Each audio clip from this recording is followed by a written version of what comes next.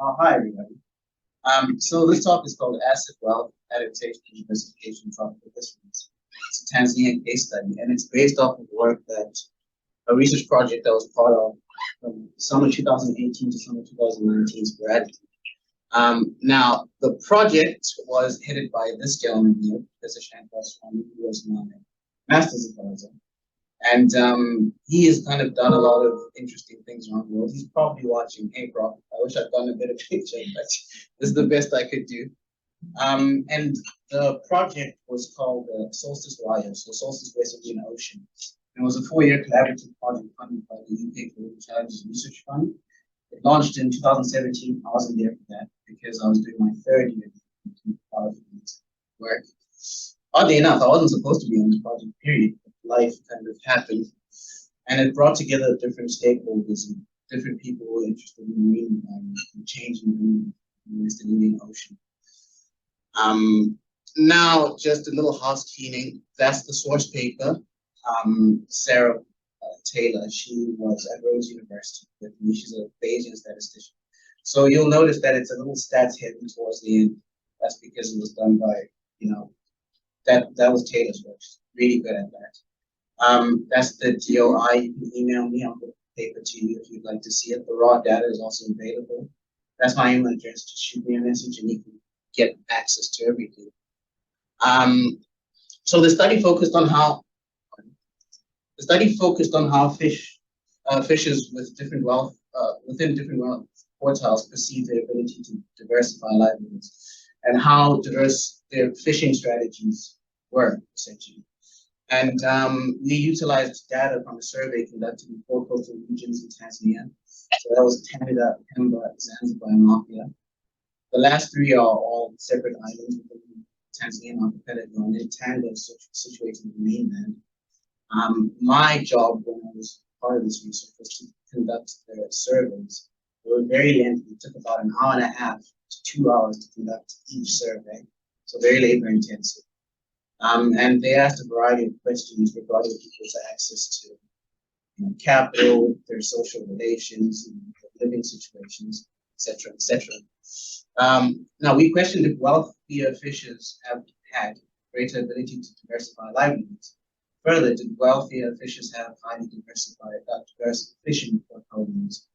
The study therefore applied a hypothesis from SSF, which is small-scale fisheries, in Tanzania, to observe whether wealthier fishers are utilizing diverse strategies to increase resilience and to decrease financial risk associated with dependency on tropical marine fisheries. So that's just to give you an idea of the geographic region. This is taken straight from Taylor's paper. And so that's Tanga, that's Pemba, that's Zanzibar, Mafia. 2018, we did Pemba and Zanzibar. 2019, we did Tanga and Mafia. Let's say that right. Pemba, Zanzibar, Tanga, Mafia. And the reason is you need 2 different research permits to be working in the region. You can't use a mainland permit to work in Zanzibar and Pemba, but you can to work in Mafia Island. So that's just reminiscing, really. So this was my team. That's Jack Copeland. He's a co-author on the paper. That's Yvette, who's a friend of mine. She now works in Cape Town. Recently got married. That's a cognitive mapping study that was being done. We haven't published that. I don't think there's a paper published on this yet, but it should be coming at some point. Now, just to give a general introduction, fish provide more than 3 billion people 20% of their average per capita animal protein since 2017. In developing countries, parent fish consumption has increased significantly from 5.2 kgs per capita in 1969 to 19.4 per capita in 2017. Fisheries, however, are very volatile and complex coupled sexual systems that are impacted by different oceanographic changes, biological changes, sociological changes. And it's not always easy to understand the linkages, which is partly why this study was formulated by my Shankar Swami and his collaborators. Now, in the context of climate realities and globalization, large-scale events, understanding how it is that access to resources influences fishing behavior, and by extension, fisheries management is really important for conservation efforts in order to ensure people's livelihoods are sustained as things shift around. And so really that was the logic behind the study. Now, regional context, specifically in Tanzania, the Tanzanian marine coastal fisheries play an important source of protein provide. It's an important role of protein food and employment for small-scale fishers, and it representing the majority of total catches, about 95%. There's substantial risk involved depending on the fisheries for nutrition, and livelihoods, and because small-scale fisheries are subject to different socio-economic stresses, as well as natural stresses. Livelihood diversification is often put forward as the means to mitigate those risks, and diversification can also apply to fisheries by targeting multiple species. So diversification is quite a large concept.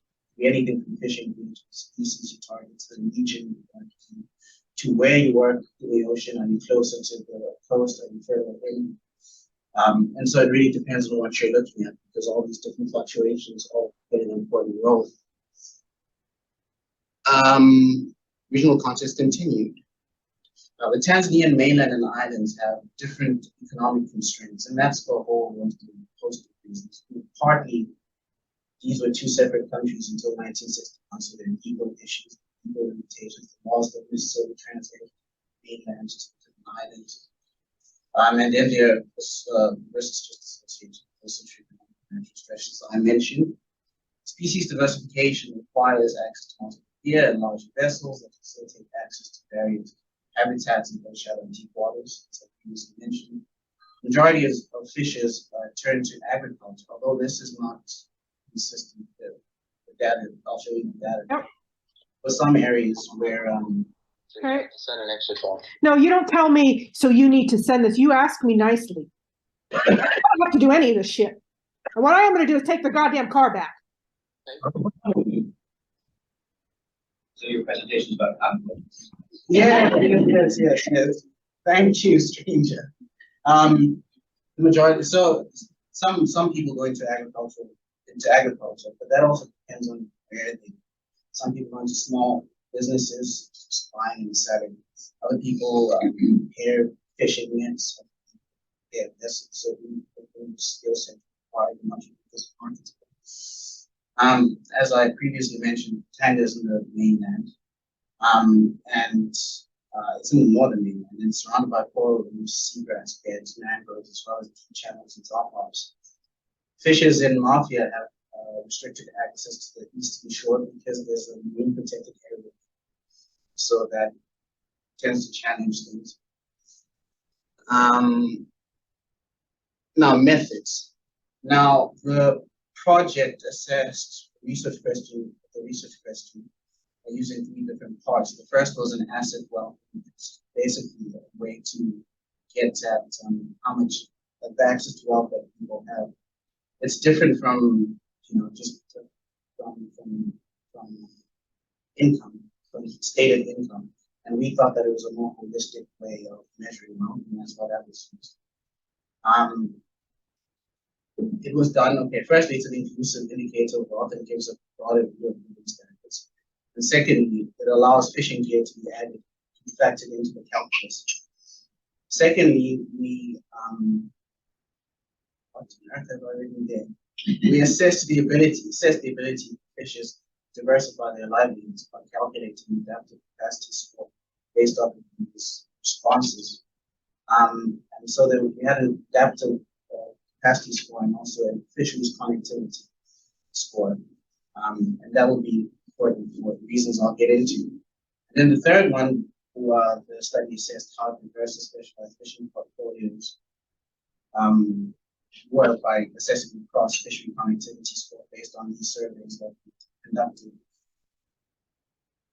So this was the finding from the asset wealth. And so if you can see, break it down by region, you've got Tanga, Zanzibar, and then you've got a myriad of different points. For example, the percentage of fishes that derive more than 50% of income can vary by region. More common alternative livelihood strategies that differ as well. So you have farming, small business, general qualified, alternative livelihood sector, so on and so forth. And then this is Sarah will understand this a lot better than I because she did the stats, but these different points were then weighted differently, and that's how that was used to generate the AC and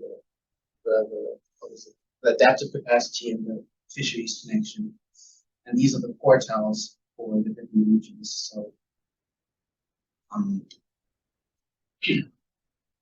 now for the results, well, another result. First was just simply the AWI. Secondly, did wealthier fishes have a higher potential to diversify livelihoods? Based off these scores that were generated, the study found that fishes in the highest wealth quartile in Tango had the lowest level of adaptive capacity. And that kind of threw a wrench a little bit from my hypothesis, but because we expected the opposite. However, when you look at the other three regions, the hypothesis is held. Not exactly sure why Tango bucked the system, but that's what the findings suggested. That's just a spatial representation of the different adaptive capacities, fishery capacities. I highly recommend reading that paper because you really get a far better idea of how these figures were arrived at.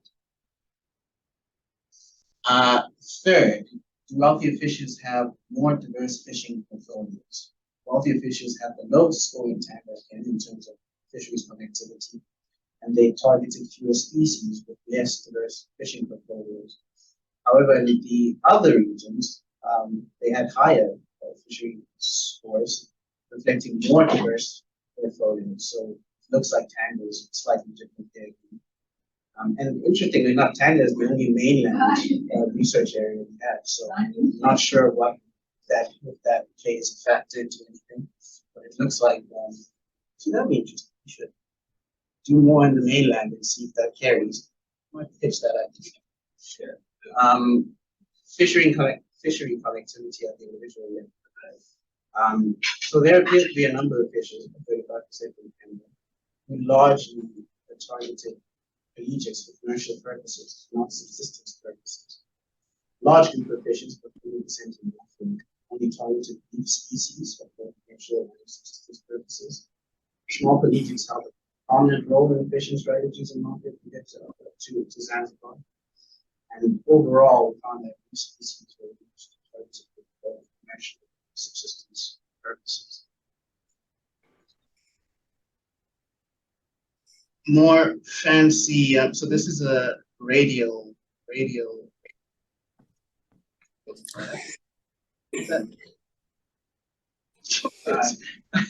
More yelling. Yeah, it showed where there were overlaps between the different species targeted and the different regions. Now, just to put it on the slide, I had to separate it, but it was actually horizontally placed. So it was A, B, C, D, E, F, G, H. So this is all commercial, and this is all subsistence for Zanzibar and the Mafia region. And really, that's the presentation. I got acknowledgements there because these are all the different ladies and gentlemen who participated in the project. They're led by Shankar Oswani, as I said, and Nariman Jadawi. I've got some funny stories about her, but I don't know if that's. Yeah, there I am. Yeah, super cool. I'm actually here, Brian. I'm listening. Be careful. All right, hey, bro. Thank you for coming. So yes, Shankar, Oswani, Nariman, and Frank was the gentleman who was my translator. He's a lovely guy. He's actually Secretary General for Wyoming, West Indian Ocean Marine Wyoming. Something that's right. Yeah, thank you.